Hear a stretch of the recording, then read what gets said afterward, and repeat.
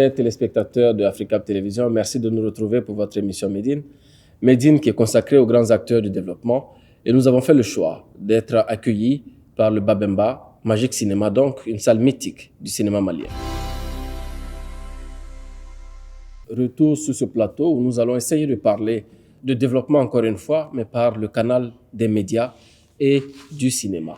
J'ai avec moi sur ce plateau la chance de recevoir Madame Kamisoko, Mariam Kamisoko et M. Bandjougou Diabaté. Je vais leur donner l'occasion de se présenter par eux-mêmes parce que c'est des sommités que je ne peux pas, moi, présenter. Mariam. Alors, merci beaucoup, M. Kébé. Je suis Mariam Kaba Kamisoko, actrice comédienne.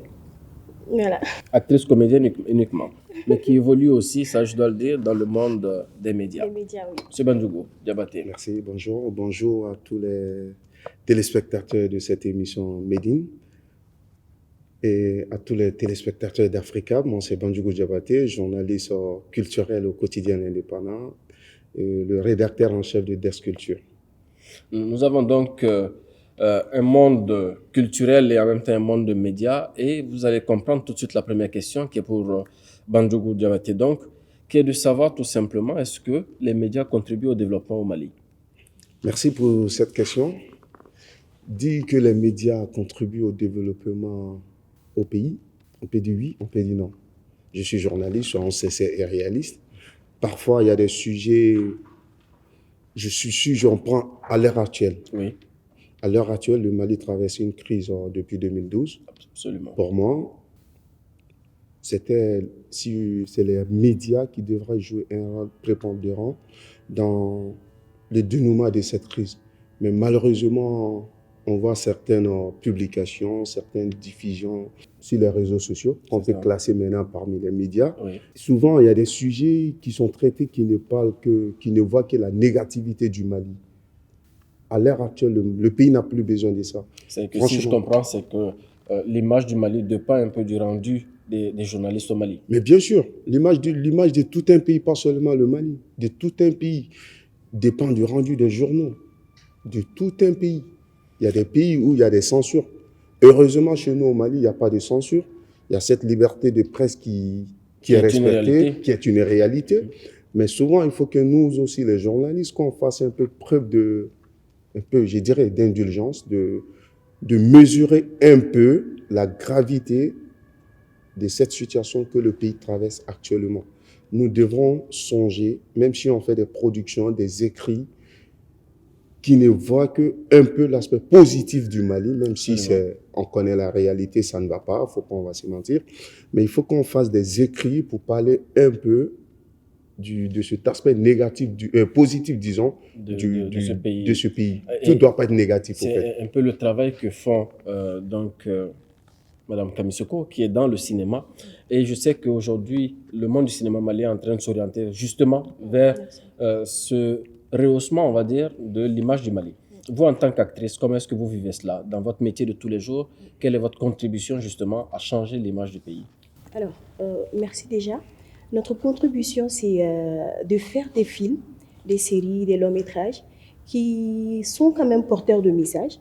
Pas que faire des films juste pour distraire les gens, mais en fait, des films qui ont un sens, pouvant éduquer les gens, ou pouvant amener les gens au changement et à montrer une autre image du pays que le négatif, en fait. Qui existe déjà. Oui. Mais à votre niveau, parce que quand on parle de sensibilisation, je sais que la presse aussi essaie de jouer ce rôle-là.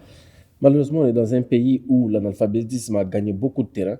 Comment vous faites dans votre métier de tous les jours? Parce que vous écrivez dans un journal qui paraît tous les jours, dans votre métier de tous les jours, pour que les Maliens puissent déjà vous lire. Le premier problème, c'est ça, au Mali, c'est ça, c'est l'analphabétisme. Le taux d'alphabétisation est très faible au Mali. C'est ça le premier problème du Mali. Même souvent, vous faites des écrits, les gens n'arrivent pas à interpréter, à analyser, à comprendre le sens de vos écrits. Nous, dans nos rédactions, même si c'est pas pour nous flatter ou bien pour dire, on essaie de donner, d'informer, de donner les vraies informations à travers des recherches, des vérifications. Voilà, pour avoir la certitude que ce qu'on va écrire, c'est pas seulement les Maliens qui le lisent. Il y a plusieurs autres corps qui lisent nos journaux. Absolument. Donc, il faut faire extrêmement attention à tout ce qu'on écrit et on dit. Est-ce que on a une sorte d'autocensure? Je fais un basculement. Je parle de médias en termes d'autocensure. J'ai aussi parlé de cinéma parce que c'est aussi un média, c'est aussi un vecteur d'information. Est-ce qu'il y a une forme d'autocensure? Est-ce que on se dit oui, aujourd'hui le Mali vit une crise, il y a un certain nombre de sujets dont il ne faut pas parler? Est-ce que vous constatez cela dans votre métier? Oui. Mais Oui. pourquoi? Oui, parce que comme je l'ai dit, en fait, il ne faut pas inciter les gens à la révolution, à véhiculer des messages qui pourraient quand même ternir l'image du pays. Du pays. Mm. Donc à ce niveau-là, vous vous retenez de parler d'un certain nombre de sujets. Oui. Est-ce qu'on peut avoir un exemple de sujet type dans votre secteur spécifiquement? Est-ce que vous pensez que la question, par exemple, du terrorisme, de la religion, de la politique, est-ce que vous dites non, ça, il ne faut pas toucher? Oui, la question de la religion surtout. Surtout. Oui, du terrorisme aussi. Parce que parfois, les problèmes sont à un niveau que les gens ignorent. Absolument. Et éviter de parler de ces choses-là pourrait quand même faire en sorte que les gens puissent ne pas se révolter, en fait. Je comprends. Mais maintenant, le même parallèle peut être fait avec les médias. Je sais que vous êtes homme de culture, vous êtes homme de médias, donc vous êtes journaliste culturel tout logiquement. Est-ce qu'à votre niveau, vous vous dites au niveau de la culture, par exemple, il y a un certain nombre de sujets sensibles que vous ne voudrez pas toucher, ou vous dites qu'avec la culture, on peut embrasser tous les sujets pour sensibiliser le maximum de personnes? Non, avec la culture, on ne peut pas embrasser tous les sujets. Il y a certaines traditions chez nous qui doivent rester... On doit mesurer et ils doivent rester un mythe. Un mythe doit créer autour de ces traditions-là. C'est vrai, on ne doit pas tout dire. Il y a des sujets, c'est vrai, il n'y a pas de sujet tabou, on peut tout dire. Comme tu l'as dit, en temps de crise, tous les sujets qui peuvent apporter un plus au développement du pays, au développement même du bien-être de la population, sur le plan mental, intellectuel, ces sujets, on peut les développer, il n'y a pas de problème à cela.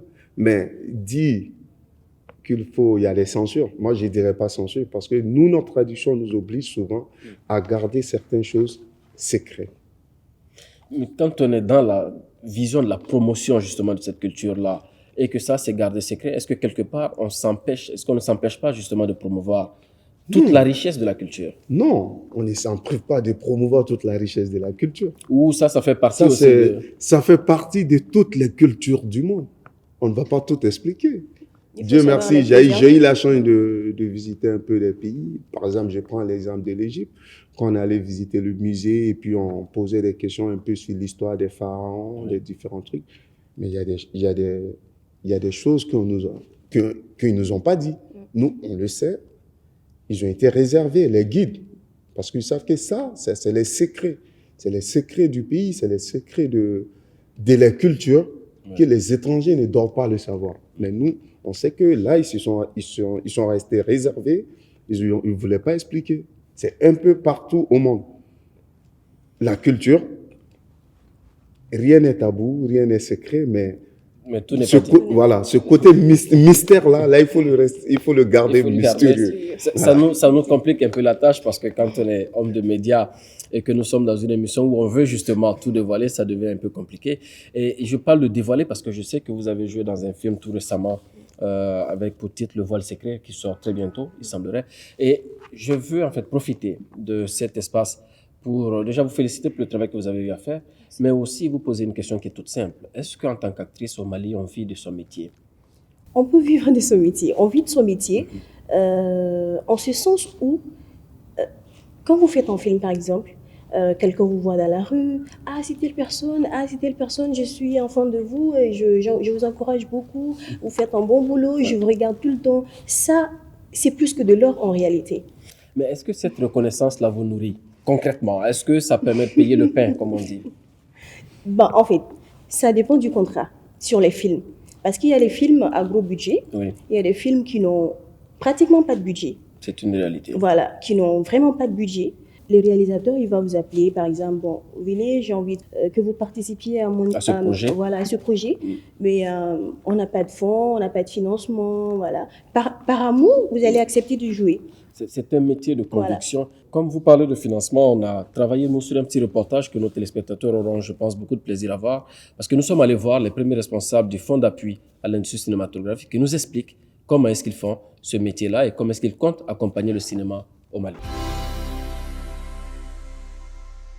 De l'indépendance à nos jours, le cinéma malien a été un puissant catalyseur de promotion de la culture malienne, à travers les courts-métrages et longs-métrages réalisés par ces hommes et femmes passionnés et engagés pour le 7e art. Il s'agit entre autres de Souleymane Cissé, Cheikh Oumar Sissoko. Aujourd'hui, ils sont de plus en plus jeunes et talentueux qui portent haut le flambeau du cinéma malien, à travers des reconnaissances africaines et mondiales. Malgré les difficultés qui sont d'autres techniques et financières, ils sont des ambassadeurs dignes qui vendent bien l'image du pays à l'international. Aujourd'hui, on peut avoir tous les décors possibles sur le territoire malien, de la forêt au Sahara. Il s'agit de faire en sorte que les producteurs étrangers acceptent de venir tourner au Mali.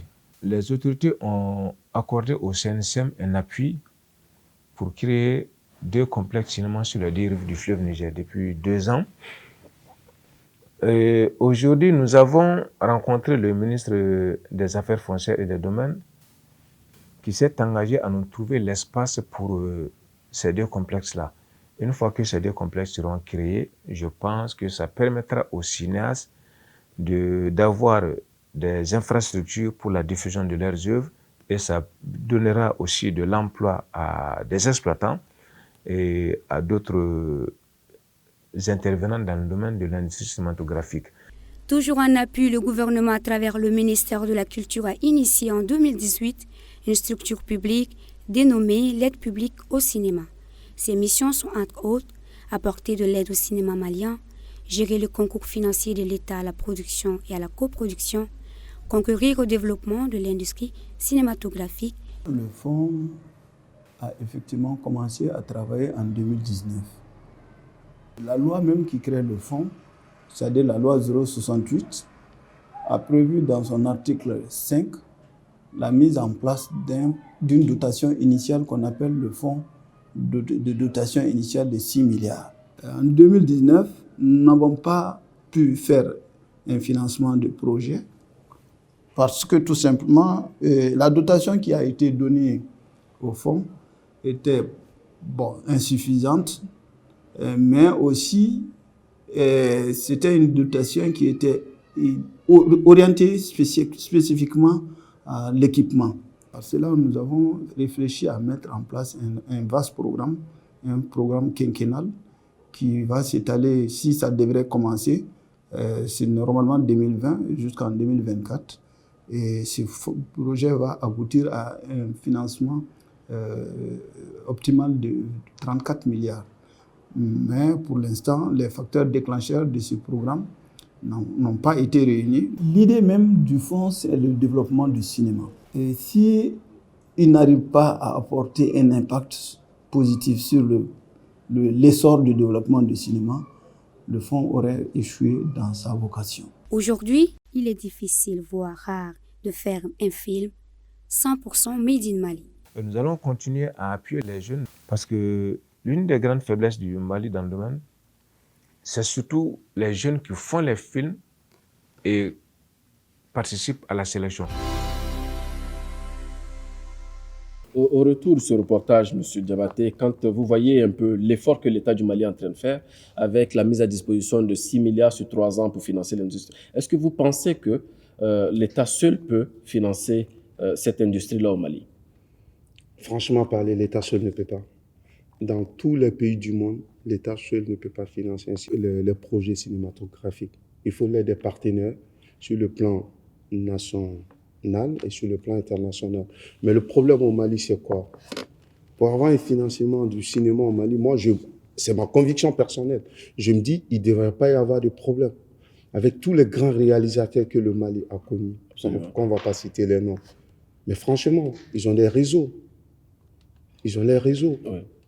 Et ils savent comment mobiliser des ressources. Mais pourquoi ils ne se mettent pas ensemble? Ils se mettent ensemble.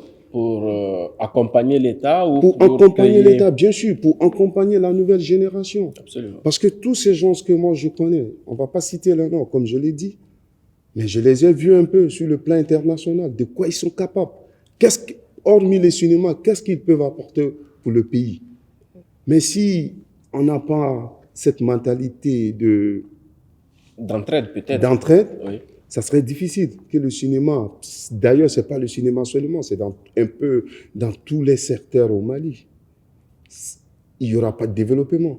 Donc, M. Diabaté, si je comprends bien, il faudrait que cette notoriété puisse servir au Mali. Vous, en tant qu'actrice, votre notoriété, que ce soit vous, que ce soit les anciens, est-ce que vous pensez qu'il est possible aujourd'hui de faire bénéficier l'industrie du cinéma malien de cette notoriété-là? Bien sûr. Et comment? En fait, je le rejoins un peu. Il faut que les partenaires puissent nous accompagner. C'est cela. L'État, il doit nous accompagner, mais il faut que les partenaires surtout nous accompagnent parce qu'un acteur a besoin de vivre. Le réalisateur, il a besoin de porter son projet. Il a besoin de réaliser le film. Et c'est une centaine de personnes qui sont sur un même projet, sur le plateau de tournage. Il faut les nourrir, les transports, le cachet et tout. Il y a tout ça en fait. Il faut que les partenaires puissent nous aider à ce qu'on puisse s'en sortir. Mais ils ont quel intérêt à venir, les partenaires? Alors, déjà, ils peuvent avoir de la visibilité. On peut aussi traiter des sujets qui rentrent un peu dans leur domaine, des sujets de, par exemple, l'immigration et consorts. Ça peut rentrer en fait dans leur domaine et ils peuvent même en profiter pour faire véhiculer un message. Oui. Est-ce que en termes de véhicule de message, en termes de vecteur de transfert d'informations ou même de sensibilisation, est-ce que vous, en tant que journaliste, vous pensez que ça peut servir véritablement? Est-ce que la presse ou encore le cinéma peut être un vrai vecteur pour changer les mentalités, changer les comportements? Bien sûr. La presse, même le cinéma, tout ça, c'est inclus dans la communication. Nous, on appelle ça... C'est vrai, le cinéma, c'est la communication de masse et puis un peu la communication complète parce que vous avez son, l'image, l'écriture et tout. Nous, c'est vrai, c'est la presse en papier, l'écriture, mais c'est un véritable canal de communication. Quand tu prends, par exemple, l'affaire Watergate aux États-Unis, c'est la presse qui a déclenché cette affaire. Absolument. Cela veut dire que la presse joue aussi ce côté des sensibilisations et d'éclairage public. Mais maintenant, parce qu'on est toujours lié en fait à la question du financement. Vous qui êtes journaliste culturel, qui suivez le développement de ce secteur-là au Mali, est-ce que vous pensez que la culture malienne a de quoi intéresser les investisseurs privés notamment? Je ne parle pas des partenaires institutionnels, je ne parle pas de l'État, mais les investisseurs privés. Est-ce qu'ils ont un intérêt à venir supporter le cinéma, la musique, les arts plastiques? Vous pensez qu'ils ont un intérêt quelconque à venir au Mali? La culture n'a pas de langage, ça n'a pas de frontières. La culture intéresse tout le monde. Tout le monde y gagne son compte. Même les partenaires privés qui parlent. Chez eux, ils ont une place très très importante dans la culture. Mais nous, le problème chez nous au Mali, si on veut que les partenaires même nous accordent cette place-là dans notre culture, il faut que nous-mêmes, on accorde cette place à notre culture. C'est ça le premier problème au Mali. Ça, si vous me tendez cette perche, je vais la saisir parce que, Mariam Kamissoko, vous qui êtes dans ce milieu-là de la culture, est-ce que vous pensez que la presse, parce qu'il dit qu'il nous faut accorder de la place, la presse est censée accorder cette place, est-ce que vous pensez que la presse accorde suffisamment de place à la culture aujourd'hui au Mali? Alors, la presse, je peux dire oui, non. Déjà, quand on fait un spectacle, on filme, c'est vrai, il y a des journalistes qui viennent, ils font des reportages et tout pour diffuser, mais je pense que ce n'est pas aussi suffisant, ce n'est pas aussi conséquent que ça aurait dû l'être. Parce que nous, on véhicule les messages, Absolument. mais si derrière, eux, ils ne sont pas là pour faire connaître ça au monde entier, ben, voilà. Difficilement. Difficilement. À votre niveau, quel est le partenariat que vous avez avec les acteurs culturels? Est-ce que les conditions sont créées pour que vous fassiez votre travail de journaliste avec les hommes de culture au Mali? À vrai dire, au Mali, les conditions ne sont pas créées. Hein. Voilà. On le fait ce métier par amour, par conviction, parce que c'est quelque chose que j'aime au fond de moi. Je le fais, je me déplace. Si j'ai besoin de quelqu'un, je vais le rencontrer à 0 francs, moyennant pas quelque chose. Mais les conditions ne sont pas créées. Je vous dis, la première des choses au Mali, ces acteurs culturels, je crois, certains ont spécifié un certain groupe, un certain réseau de journalistes. De journalistes avec qui ils ne travaillent uniquement. Ça, c'est la première des choses. La deuxième des choses, les acteurs culturels n'aiment pas les critiques, comme tous les Maliens.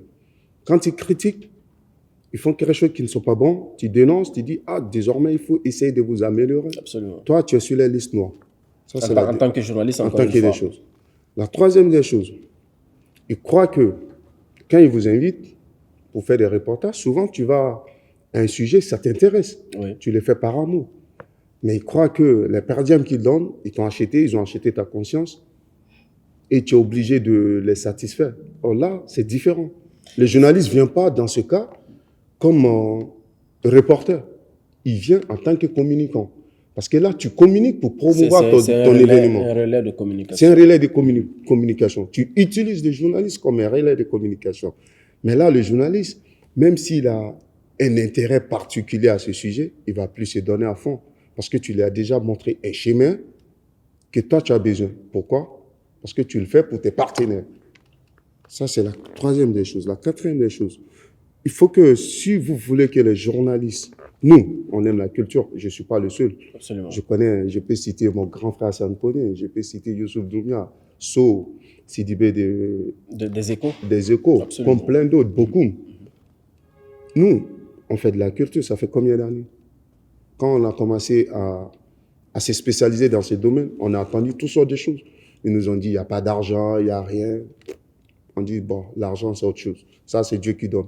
On le fait par conviction, par amour. Mais voilà. est-ce que malgré votre conviction, les conditions sont créées, ne serait-ce qu'au niveau même de votre propre rédaction, aujourd'hui, pour mettre en avant la culture? Je donnais l'exemple la dernière fois de vous-même qui tentez d'avoir des pages. Effectivement, ça aussi, c'est un problème. Je félicite mon directeur, Saouti Lava Saïdra, qui... Je rappelle que Bandougou Diabaté est donc journaliste à l'Indépendant. Voilà, comme j'ai dit, je remercie une fois de plus mon directeur de publication, Saouti Lava Saïdra, qui exige et qui pense à cela, à tous les vendredis. Même étant malade, il me dit, Bandougou, l'Indépendant, week-end, tu l'as fait. Chaque vendredi, vous avez une parution en culture? Bien sûr. Son objectif même est que si c'était possible de produire, de faire tous les jours une page culture pour la promotion de la culture au Mali. On essaie de faire, mais c'est vrai, c'est pas facile. Souvent, les conditions ne sont pas réunies. Mais à la rédaction, là, je ne peux pas me plaindre. J'ai dit, les conditions sont réunies à la rédaction pour réaliser tout ce que j'ai envie de faire concernant le domaine, dans le domaine de la culture. Mais le gros problème, c'est les hommes de la culture, et souvent les artistes, les comédiens. Souvent, tu appelles d'autres. C'est des accusations. Hein. Bon, pas les accusations. J'ai en face de moi. C'est des suggestions et des critiques. Oui. Il faut le voir dans le bon sens et non dans le mauvais sens. Aujourd'hui.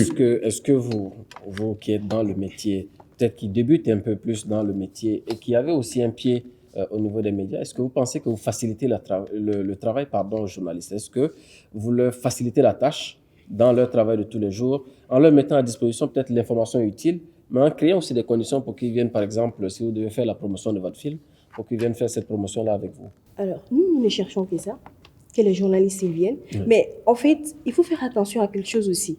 C'est pas...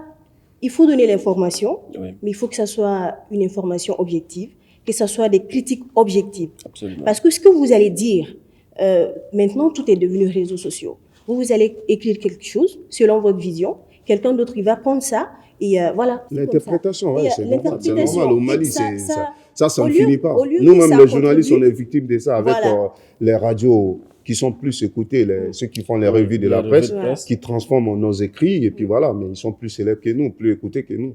Est-ce qu'aujourd'hui, à votre niveau, vous essayez de faire un vrai travail de sensibilisation, à la fois au niveau de vos collègues, par exemple, des radios, des autres presses, et au niveau des acteurs culturels? Est-ce que vous les sensibilisez sur ces questions-là? Mais le problème, c'est quoi? Bon, côté radio, ça, je ne vais pas trop me prononcer, mais ce que j'ai dit, qu'ils font extrêmement attention à ce que les gens ils écrivent, quoi. Parce que souvent, ils interprètent des choses que toi-même, dans ton article, tu ne te retrouves pas. Je vois. Ouais.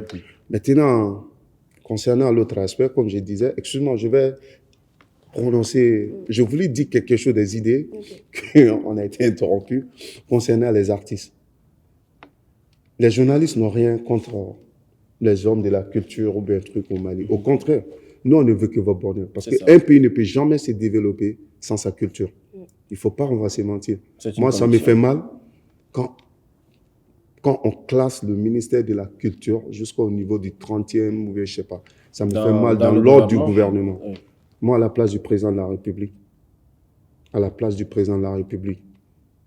après le Premier ministre, le ministre des Affaires étrangères, de l'économie, de l'éducation, santé, l'agriculture, je mettrai le ministère de la Culture. En 7e position déjà. Donc, parce que la base du développement d'un pays, c'est sa culture. Je pense que ça va être peut-être le mot de la fin parce qu'on ne pourra pas dire plus que ça. Et vous donnez certainement une idée au champion de la culture, qui est le chef de l'État Ibrahim Boubacar Keïta, qui a été désigné par ses pairs à Addis Abeba il y a une année. Et donc, on attend de voir s'il y a un prochain remaniement. Peut-être que le ministère va gagner encore plus de place. Mais je vais peut-être, pour finir, dire qu'effectivement, cet effort a été fait. Le ministère était, je pense, 25e et s'est retrouvé à la 17e ou 18e place dans l'ordre du gouvernement. C'est minime. Mais c'est déjà... Lui-même, en tant qu'un Keïta, descendant de Soundiata Keïta, il doit comprendre qu'est-ce qu'il sait que le rôle de la culture. Et ça vient d'un Diabaté. Voilà. Donc, je vais remercier Mme Mariam Kamisoko pour avoir répondu à notre invitation. M. Bandjougou Diabaté, qui a beaucoup à dire. Peut-être qu'on l'aura encore sur notre plateau sur d'autres thématiques parce qu'il développe beaucoup de réflexions sur un peu tout le Mali. Et on ne va pas hésiter à le rappeler. Chers téléspectateurs de Médine, merci beaucoup de nous avoir suivis. Nous allons remercier la salle magique cinéma, ex-Babemba, qui va bientôt recevoir la projection du film Le Voile Secret. Je pense que c'est le vendredi prochain. Vous êtes tous invités donc à cette première au niveau national. Merci beaucoup de nous avoir suivis. À très bientôt sur Africa Télévision. Tu sais, Aïda, je vais te faire une promesse. Vas-y. Personne ne pourra s'interposer entre nous. Et je suis prêt à braver tous les obstacles. Pour toi. C'est moi, Djibril. Quoi? Qu'est-ce que tu fais avec un malpropre, un misérable comme ça? Djibril n'est pas un C'est un délégat. Tu te tais. C'est un délégat. Dis à ton fils Djibril de cesser de voir Aïda ou de se trouver une autre mère.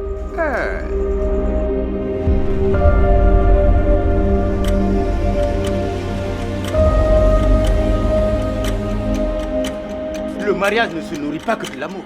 Il en faut bien plus. Et Djibril n'est pas à mesure de garantir cela à ma fille. Moi, Sali, tant que je serai vivante, ce mariage ne se fera pas. Notre deal était clair là. Tu me mets en rapport avec les jeunes filles contre une rémunération. Je ne peux pas comprendre le fait que ma propre mère ne me soutienne pas. J'ai mon ami qui est dans le coma. Et je dois lui acheter ses médicaments dans les 5 minutes qui suivent. Je t'ai pourtant dit d'enceinte cette fille-là. Si tu l'enceintes tout de suite, son père va se te gonfler, non? Complètement. Aïe! Complètement, je dis. Ah! Je sais que tu m'entends, Djibril. Retiens ceci. À partir de cet instant, tu n'as que deux alternatives.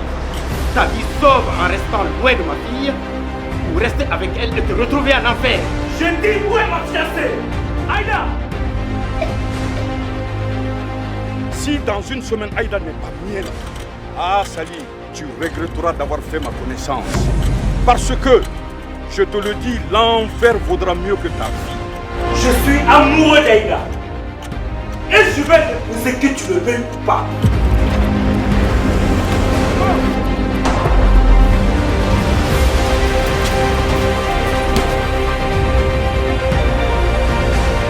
Tu n'épouseras pas ma fille. Et si cela doit se faire, il va falloir que tu passes d'abord sur mon cadavre. Sanata! Sanata! Au secours! Au secours! Qu'est-ce qui se passe? Il faut que j'appelle. Mon chapeau, s'il vous plaît. Ay, kabala ne yɛrɛ dannen don u bɛ nin fɛn in fɔ ko n b'a dɔn piscine ya piscine. Kabala in nanen bɛ n buru in na fɔlɔ. Awa, an b'an buru a la bi dɛ. An b'an buru in na. Jɔ.